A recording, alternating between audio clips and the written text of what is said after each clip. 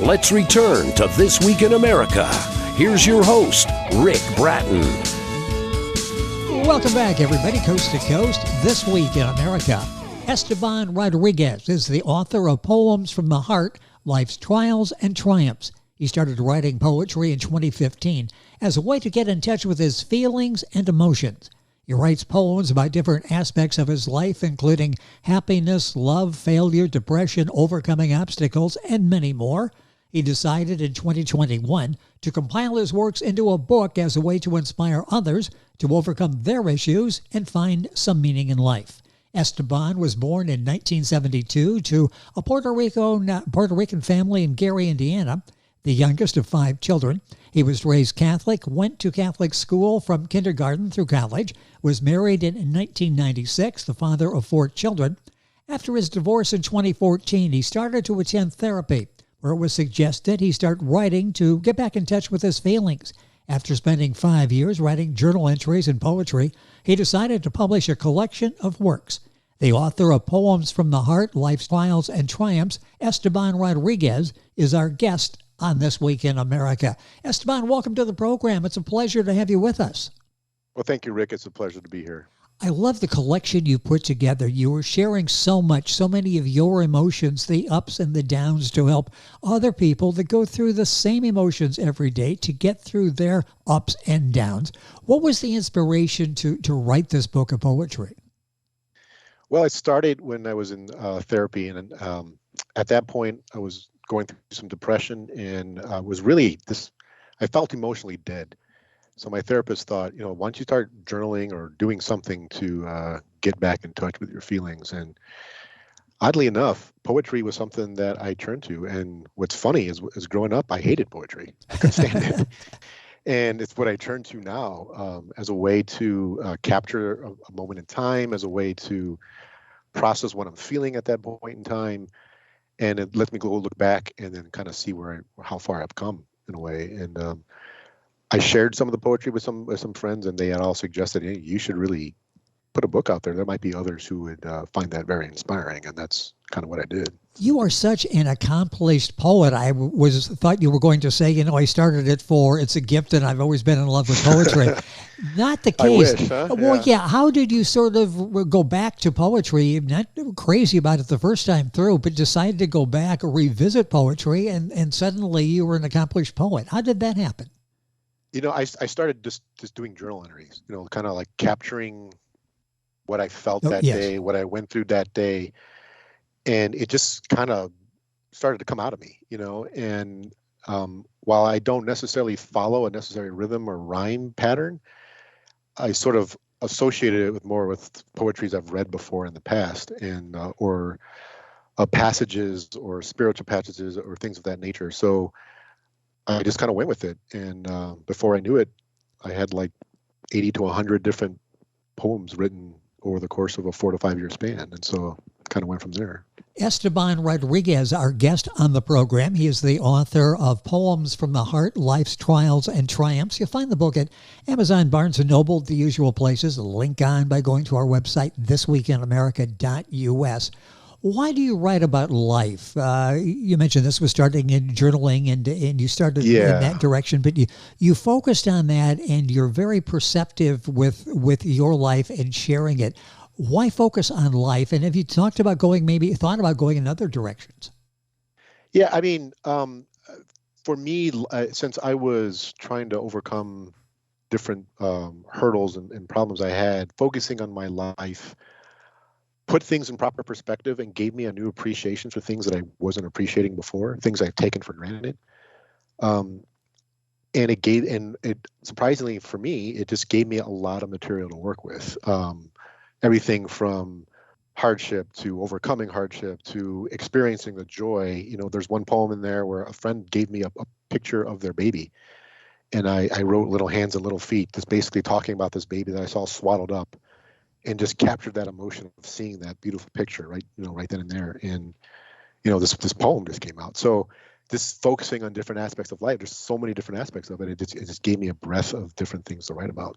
Little Hands and Little Feet is in the recovery and sanity section. The book divided into a couple of sections, which we'll talk about, but that makes such sense there. And we've all seen joy like that in a little person, a baby, and all of a sudden it brings a little more perspective to us and what we're going through it in our lives.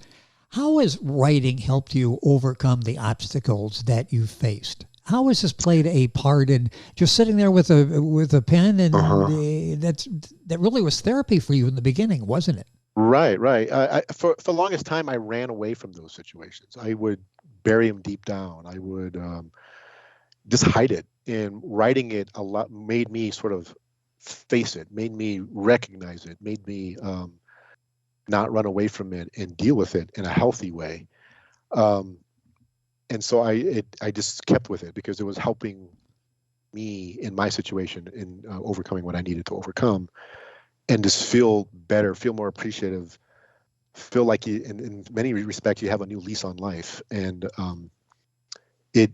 anytime I feel that, where I feel things are getting out of control or things are too stressed, I find that going to that poetry allows me to then capture that. Like, what is it? What is the emotion I'm struggling with? And I write about it in a way, and then it allows me to put it out there for one, so I don't hold on to it, but then sort of go back to it and look and maybe get a deeper understanding of what it is I'm really feeling and address that in a healthy way.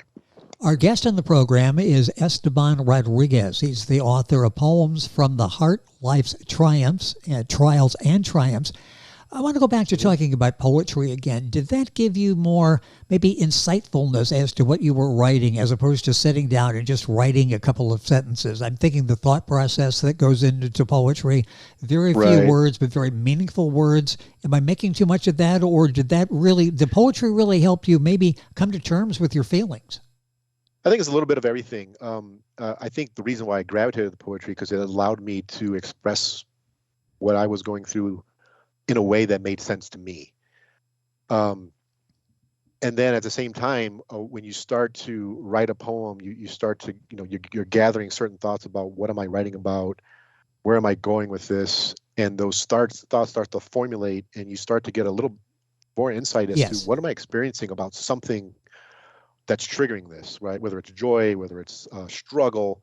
And again, like I said before, I would run away from those moments. I would bury them deep, and I would isolate myself and stay away from people. And what I found by doing this is it allowed me to stay in the moment, appreciate it, learn from it, and then ultimately help others who are like me, were struggling with it, and help them get kind of get through it. How do you hope others will respond to the book? What do you hope they get from reading Poems from the Heart? So when I wrote it, and the reason why I broke it up into two sections was to say, the first section was about the trials and tribulations, and it was the goal was to say you're not alone. I've experienced this too. Others have experienced this too. So the hope was that when they read that, they would be like, yeah, I get what he's talking about, or I've experienced that as well. And then the second part was to talk about the triumphs and the hopes of saying there is a light at the end of the tunnel. It doesn't have to always be negative. And that's why I put the positive part second. I wanted to end with something positive, not start with positive and end with negative. And to inspire hope into somebody to say that, hey, I could turn this around no matter how late in life it is that I'm experiencing this. What are some of the poems that are most meaningful to you? And as I'm asking that, I'm thinking, are there times you go back and reread these when you need a little booster activity there? Absolutely, for sure. One of the first ones that jumps out at me is I'm Not That Guy Anymore. It allowed me to talk about and own up to, hey, I used to be this liar. I used to be this person that would deceive people or even in a situation where I didn't need to, but I'm not that guy anymore. I choose not to be that way anymore. And anytime if I ever feel like something might be drawing me back to where I used to be, going back to that poem reminds me, you're not that person anymore. You chose to do something different. Stay on that path. And then you've got one poem, Choosing to Be Honest. I guess that's a follow-up to I'm not that guy anymore. Talk about the motivation for choosing to be honest. And I guess that's something we all have to face. Right. Like I said, for me, I found many times when I lied in the past, it was in an attempt to protect me from something, whether it was from rejection, whether it was from hatred, whether it was from my own perception of what I think was going to come my way, even though that was far from what reality really was. And so it was a conscious decision in part of my recovery and part of getting back in touch with my feelings of it only works if I'm honest, particularly with myself. And so it was capturing that moment of saying, this is what I choose to do. I don't want to lie anymore. Like just today when someone was like, I'm doing this, but I want it to be a surprise. And I was like, okay, but if somebody asks me, I'm not going to lie to them about it. Yes. I'm not going to go out of my way and tell them. I mean, it's not my place to tell them, but I'm also not going to lie about it. So I was able to get that across. And that's a choice. That's a choice you have to make. And for me, that choice was the center of the turnaround. It made all the difference. So the poems in the book is Poems from the Heart, Life's Trials and Triumphs by Esteban Rodriguez. The poems there are experiences that you had in life. How difficult was one thing to write them out, but another one, okay, I'm going to publish, people are going to read, I'm going to have family and friends probably read and go, wait a minute, I didn't realize he was struggling through these issues. Was that difficult in sharing these?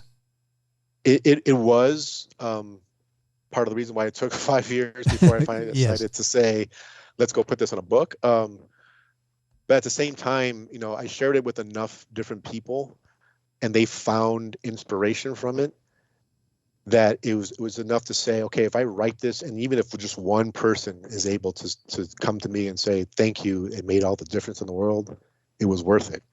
And so that would ultimately put me over the edge and say, okay, let's do this. Let's put this in the book and see what comes of it.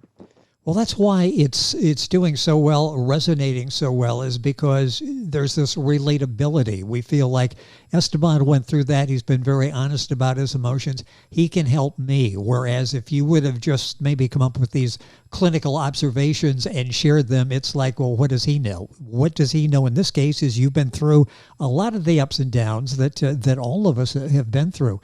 One of the poems you start with in struggles and hardships, you mentioned the first section of the book is The Hunter and the Prey. That's right at the beginning. Talk about that, the motivation behind that. Well, when I look back to when I was what I would consider like my dark period, for lack of a better term, I was looking at evaluating my behaviors and how I would do something I wasn't happy, I wasn't proud of. I wouldn't want anybody to really know about. And then I would make effort to change, but I kind of found myself slipping back. And I just sort of equated that to like the hunter and the prey. Like here's a hunter just basically looking for something to hurt or to take advantage of or to mislead in some way, shape, or form. And I equated it to that. I was this hunter and I was searching for that prey. And in the poem, it basically it kind of goes through. I'm this hunter now. I'm realizing I myself am being hunted, so I'm trying to hide. But then it's just a matter of time I slip back to it. And so I was just capturing that so that if somebody felt that way in some way, shape, or form, they can resonate with it and realize they're not alone in that feeling, which is helpful in when you're trying to better yourself, to know that you're not the only one going through it. Esteban Rodriguez, our guest on the program. If you're Googling Esteban, is Esteban Rodriguez. Book is available at all of the usual places. We got links on our website, thisweekinamerica.us, Amazon, Barnes & Noble, great places to pick up a copy and to read and reflect on his book. Another early poem, Sometimes You Have to Say Goodbye. What was the basis for that? So I was in a relationship with somebody, and all relationships, they have a beginning, but a lot of them unfortunately also have an end. Yes. And in this, I was trying to come to terms with this relationship coming to an end. And the way I came to terms with it was to say that, sometimes when you love somebody, you find yourself saying goodbye, be that because they're of death, be that because they're moving away, be that because your paths are going different at that point in time, and you can't spend the time with each other anymore. So I was trying to capture that feeling of you're no longer with this person, and it's okay to say goodbye to them at the appropriate time. And so I was trying to capture that there are going to be moments and times where you are going to have to say goodbye to somebody, and that's okay. That's part of life, that we're all going to have to do that in some way, shape, or form. I think we all go through periods like that, and we struggle with it, as Esteban did, and writes about it poetic fashion so eloquently in his poetry book, Poems from the Heart. Another one, The War in My Head, and I will ask you about that. And then, does that war ever go away? That's a great question. I was having a conversation with somebody around like what we think about, and I'm ADHD, so my brain can kind of go all over the place. And I was describing to them, like my thoughts can be so scrambled at time. It feels like there's a war going on in my head. And so in that poem, I was trying to capture this free-flowing, kind of disjointed, multiple thoughts kind of coming in and out of consciousness. And what I can say is that, does the war ever go away? No, but it's been a lot quieter than it once was. Kind of going through this process, yes. And being able to get things out in the open, and being able to be accountable for certain things and to not run away from things. I find that the war really has died down quite a bit. I don't know if it'll ever go away, and I think that might be part of the nature of being an ADHD person, but it's nowhere near as bad. I mean, it would keep me up at night. It would drive me crazy. It would drive me insane in certain parts of my life. But so yeah, I was trying to capture all that in a poem. Well, and you teach us all how to rein in emotions like that. Another one is sadness. You talk about perpetual sadness, and we try to think, oh, we're going to go through life, we're not going to have any problems, everything's going to be great, and an hour later something happens at various levels that will bring sadness into our life. Talk about writing that one. What was the genesis for writing that, and how important is that to deal with sadness? One of the things I've uncovered when I was trying to get back in touch with my feelings and not be emotionally dead, kind of just not run away from my own emotions, was now I'm stuck with dealing these emotions.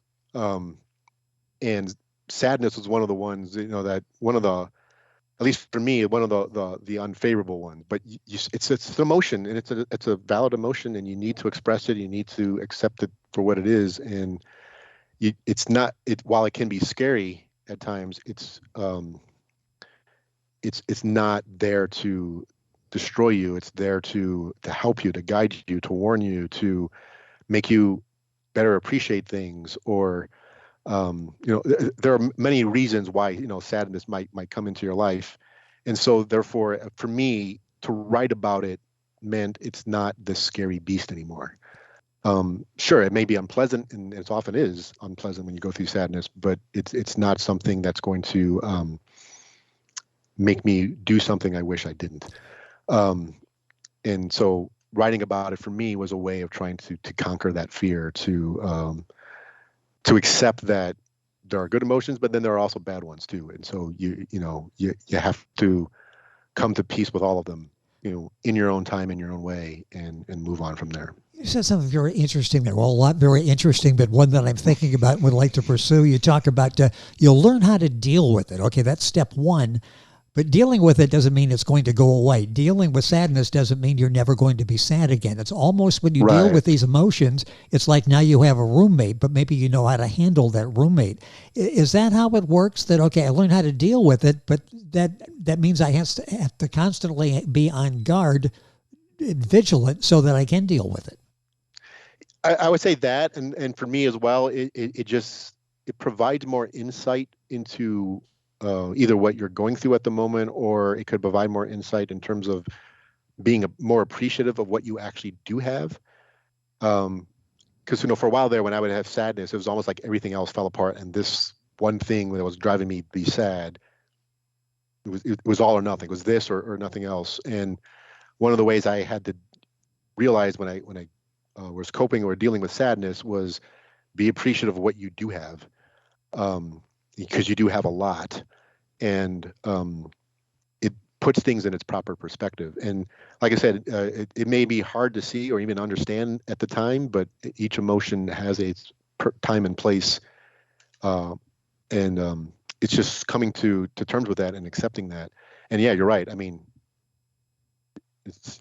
sadness is not something you're ever going to escape, but you can counter it by appreciating and realizing that while there's sadness, there's still things to be joyful about. There's still things to be happy for. Still things to be grateful for. And for me, at least, that proved to be quite differential in dealing with that. Time is going by so quickly. Our guest is Esteban Rodriguez. His book is Poems from the Heart, Life's Trials and Triumphs. Couple minutes left in the program. I want to talk about journaling. I keep reading more and more that mental health experts are talking about the power of journaling. And it's not just writing things down, but it's helping you sort through problems. What role did journaling play in the beginning stages as you then shifted to poetry? But what's the role? What was the role for you of journaling? For me, it was, since my goal was to try to get back in touch with my feelings. It gave me sort of a white space, a blank space, and a safe area to be able to pour all those feelings out of me, and not feel ashamed about it, not feel embarrassed about it, not feel guilty in any way. And then the other big thing is that it's no longer inside me, dragging me down. Now I got it out.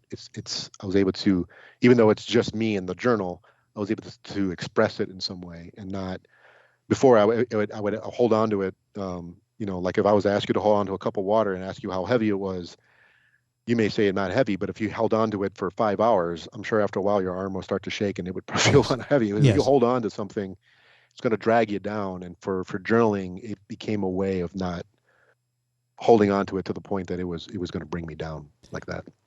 Are you publishing more poetry? Are you writing? Are you going to do more? I still write poetry, and it's definitely in my thoughts as to whether I will or not. I also write books too, stories. So for me, writing is a very good, healthy way to spend time, as opposed to I can be lost on, social media for hours if yes. I really wanted to. But it's not always healthy for me. So writing became a good way of spending time when I found I had time that I didn't know what to do with. So for me, I always write something, whether it's journaling, whether it's a story or a poem. I try to keep writing pretty regularly. In the book, as I mentioned, 2 sections, struggles and hardships, and then recovery and sanity. The last, I believe, poem in the book in recovery and sanity is I Hurt Too. Right. Tell me about that. So that one is actually for one of my daughters. She was going through a rough time, and I was trying to help her through it. And, as sometimes, parent, child relationship happen, tense moments happen. And I had said something I wish I didn't said, and it really hurt her.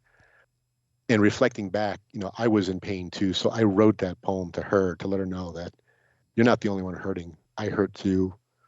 Let's find some common ground and let's get through this together. And it was she really loved it. She was so happy to see it made the book, and it was a nice moment for me and my daughter to share together to deal with something that was pretty tense at one point in time. Through poetry, which you didn't like as a young person, and now you're excelling in poetry. And as you can hear in Esteban and in our conversation, that all these issues that we all go through in life, he's faced these and he's learned to deal with them in an ongoing basis, referring back to his own book to get through difficult periods of life. And the book is there to help you. It's Poems from the Heart, Life's Trials and Triumphs. Esteban Rodriguez. The book is available at Amazon, Barnes & Noble, wherever books are sold. KingPagesPress.com, the author's marketing consultant. I thank them for arranging our conversation today. Esteban, yes, it's been a pleasure having you on here. I really appreciate your truthfulness coming on, willing to share your emotional issues with other people to help them. Thank you for being with us on the program.